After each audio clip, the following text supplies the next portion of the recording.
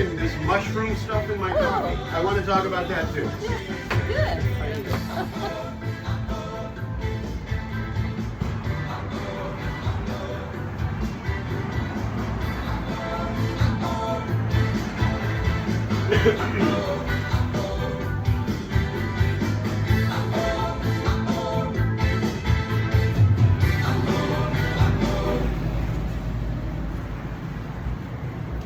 Talking Heads,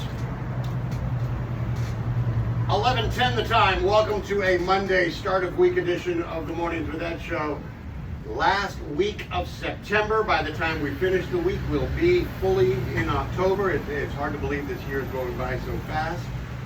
And if you notice an extra jump in my step, an extra lift in my voice, it's because she's back. Dr. Anita Wang has been gone for a couple of weeks, but she's back with us today. As we do each and every Monday at this time, we welcome her for today a complete talk about all the stuff I've been wanting to cover over the last couple of weeks. Welcome, Dr. Wang. Welcome back. Yeah, just two talking heads here today. That's who we are. Thank you for the reference there. I appreciate that. How have your last couple of weeks been? You went to the United Kingdom to drop off a son for college. How did that go? Oh, well, we went to Michigan State. Okay. You know, saw the Penguins and the MSU, see that game? Good game. Got to do family week. And then from there, flew over and took the other son, and it was just 5 days of shopping for everything that he needed. He doesn't need to have any holiday gifts or anything because he just got everything he needed. So I don't care that it was bedding and it was sheets and whatever, but that, he got his gifts. Don't expect anything for Christmas is what you're saying.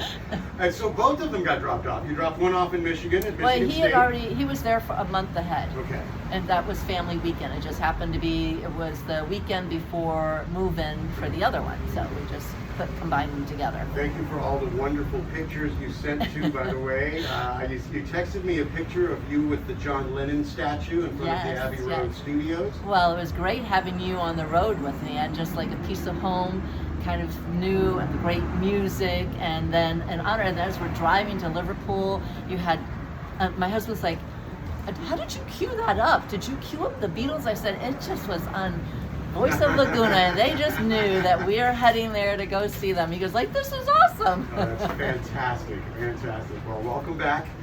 We missed you, and we were delighted to have you back. Just one final question about this.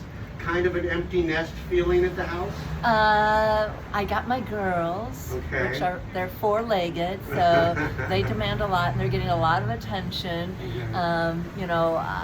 I have to say that I've kind of I booked myself solid, and I'm a planner. Right. So I planned a lot of activities. I'm got to work a lot now to pay for these next 4 years with both of them in college. So it's been actually not bad.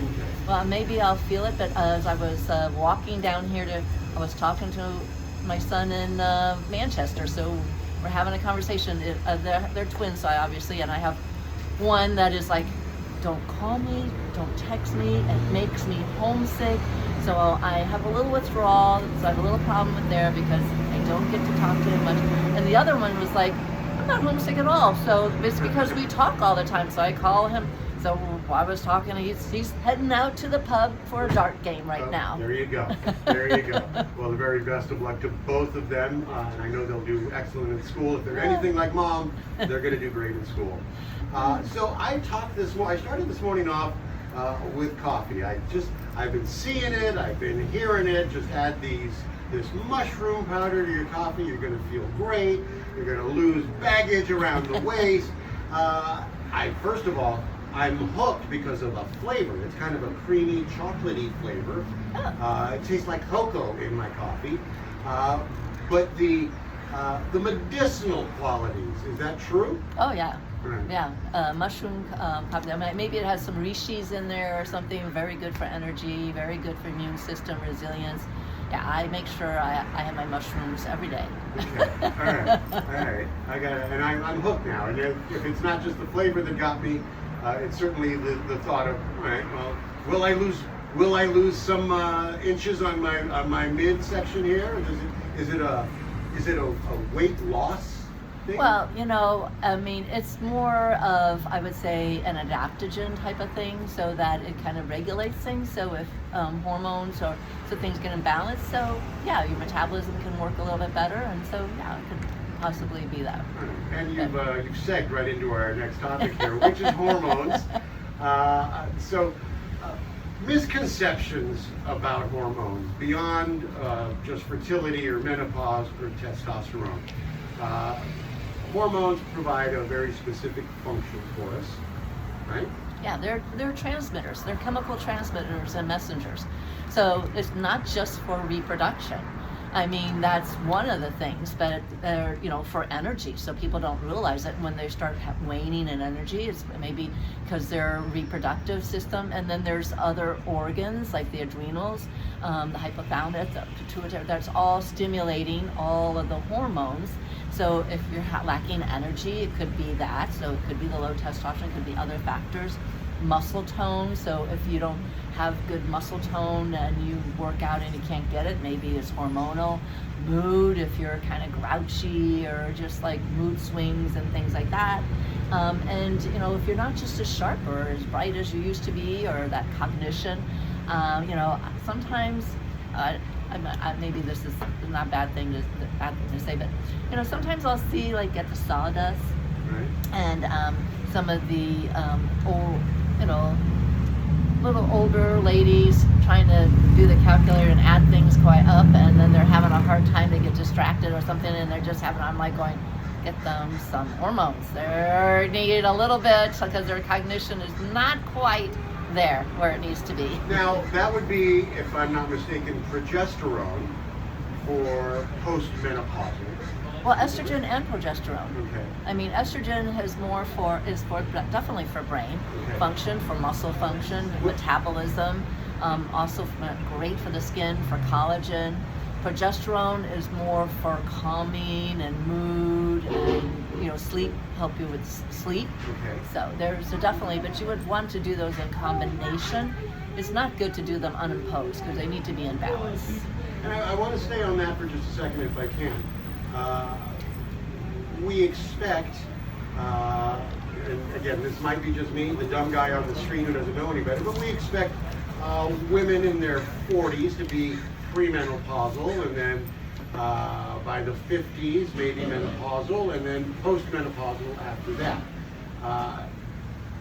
Once you experience the premenopausal symptoms, can you medicate and then avoid menopause? Or yeah. you can avoid menopause?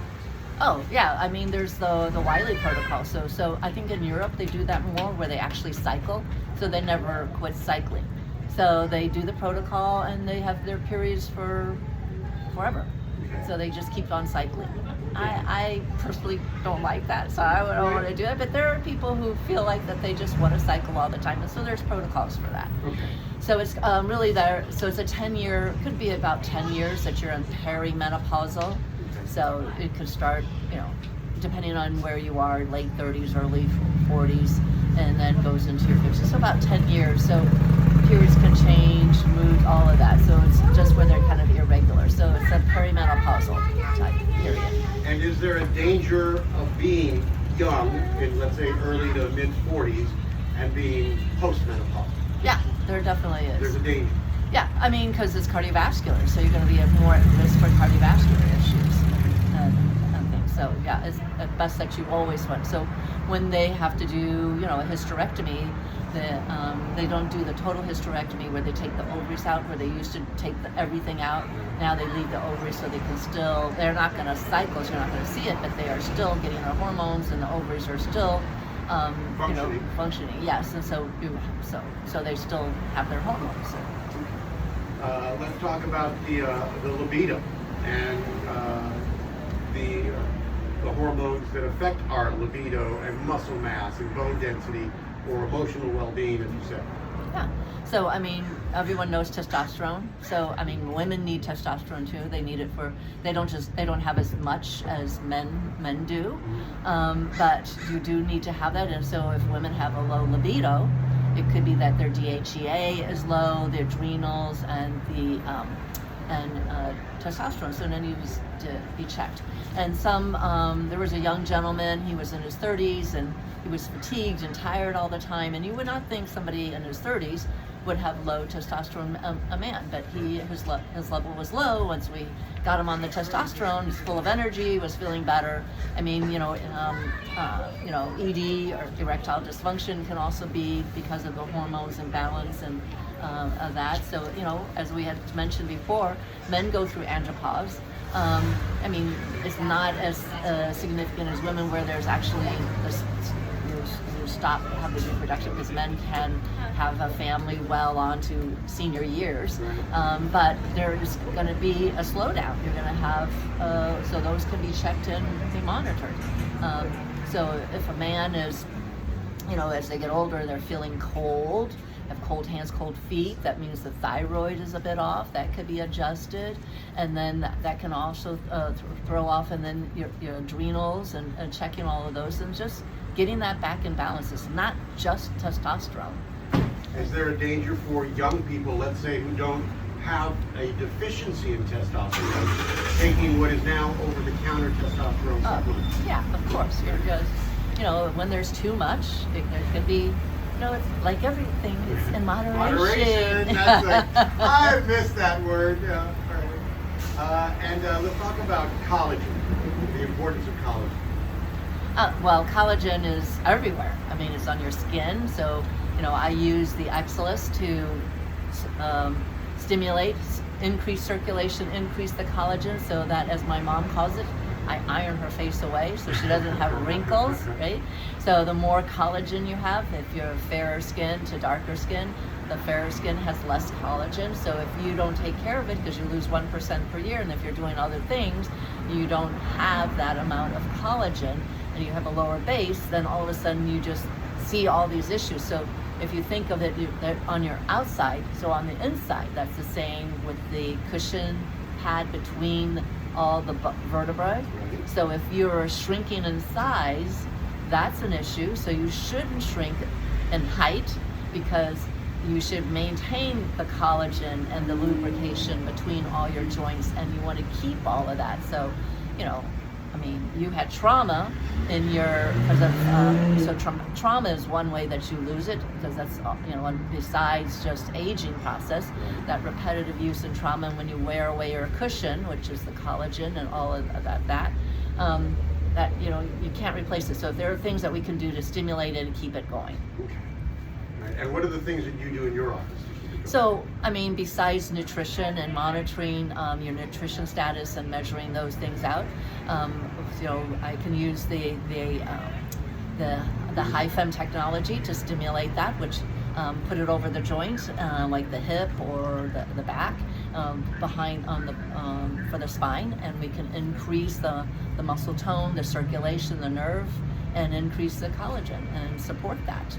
It's so easy in your office. It really is. I'm not just saying that because you're sitting across from me, but it is so easy in your office. Just 30 minutes and you're done. I've had so many people who are just, people are like bouncing up and down the stairs now because their knees feel great, right? Let's talk about thyroid function for a moment, if we could, because it is the thermostat that regulates our energy, but also weight and skin and hair. As well. Thyroid. Talk to us about the difference between hypothyroidism and hyperthyroidism. Well, hypo is when you don't have enough and you don't make enough, right? And hyper is when there's too much. So you're usually going to have some palpitation, agitation, rapid feelings, just irritability, that type of thing. And then the low, you're just going to be kind of slow, have weight gain, all of that. Can be constipation. If you don't have, if in order for your thyroid to function, if your ferritin isn't high enough, then it can't function that well, and you're going to lose your hair. So you need to have protein, you have to have the right amino acids to build it and be able to digest them and then build it up. And so thyroid is one of those hormones that regulates that too. And besides, if you have too much